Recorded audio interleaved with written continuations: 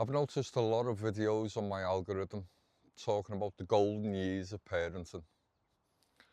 It always is someone either talking or words showing up on the screen, and in the background there's a video of usually kids getting thrown up in the air or hide and seek or some form of play aspect, which granted is such an important part of being a child. I've got loads of fond memories of that.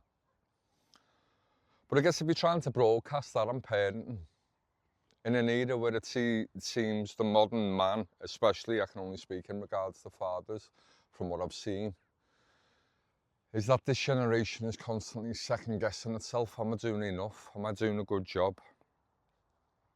And they want to focus on how they were raised.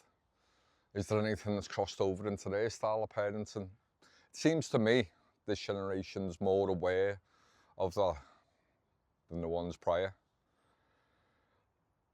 But I say to you, if you're focusing on the highlights of parenting, the play aspect, as the one you've got to embrace, maybe you're going to miss the depth. My 5-year-old son, I shown him the meme of two people on a bus, both side by side, looking in different directions. And it's the same visual, it just comes from a different perspective.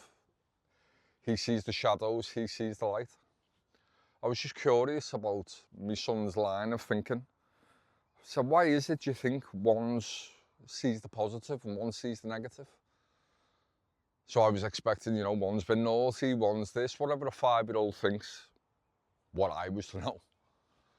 And he said, well, maybe one of them knows for certain they're definitely going to be the last one off on the journey.